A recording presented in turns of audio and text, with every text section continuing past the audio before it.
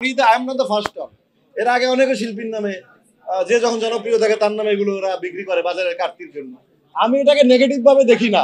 একটা মানুষ তার প্রিয় প্রিয় জিনিসটাকে বিক্রি করছে আমার নাম দিয়ে, এটা এখন ভালো লাগে, বাট আমি যেতে পারি না। তুমি এবার দীপজল ভাই বলছিল, দীপজল ভাই গরুর গাবতলি গরুর হাট, দীপজল ভাই ইজারা নিছে, আমাকে কালকে বলতেছিল তুই আর আমি হাটে যাবো। আমি বললাম ভাই চলেন একদিন যাবো হাটে, আমরা অভিজ্ঞতা নতুন করে। ছোটবেলায় গরুরকে মালা পরিয়ে দড়ি নিয়ে ছুটছি, এগুলো অনেক জীবনে ছিল, অনেক কিছু হয়েছে একে লাইফে। তারকা হয়ে যাওয়ার পর কয়েকবার ছাগল কিনতে গিয়েছিলাম, কয়েকবার বিভিন্ন জায়গায়। তো ছাগলটা কিনে গাড়ির মধ্যে পিছনে ভরে নিয়ে চলে এসেছি। আমেরিকা ডিগবাজি দিয়ে ঘুরে দাঁড়িয়েছে। আমেরিকা আমাকে যখন এয়ারপোর্টে নামার পরে সাংবাদিক প্রশ্ন করেছিল বাংলাদেশের জন্য কি টিপস, আমি যে বাংলাদেশকে ডিগবাজি দিয়ে ঘুরে দাঁড়াতে হবে।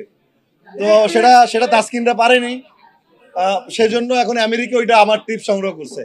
সংগ্রহ করে আমেরিকা, আমার প্রথম ডিগবাজি আমেরিকা শুরু হয়েছিল, এরাও ডিগবাজি দিয়ে ঘুরে দাঁড়িয়ে এদের সেরাটা উপহার দিয়েছে, যার কারণে পাকিস্তান ধরাশায়ী, ৭১ সালের মতো ধরাশায়ী।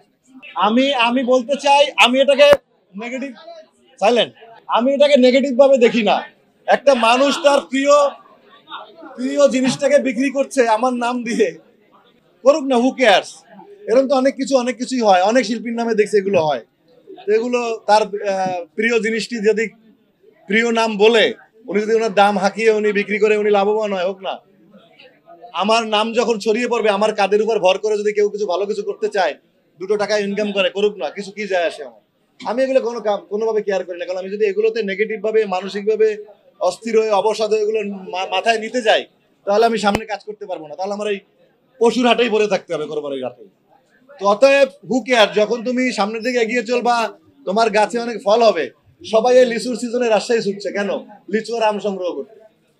তো ওই মানুষটা তার প্রিয় জিনিসটার নাম, এর আগে তো I am not the first of. এর আগে অনেক শিল্পীর নামে যে যখন জনপ্রিয় থাকে তার নামে এগুলো ওরা বিক্রি করে বাজারে কাটতির জন্য।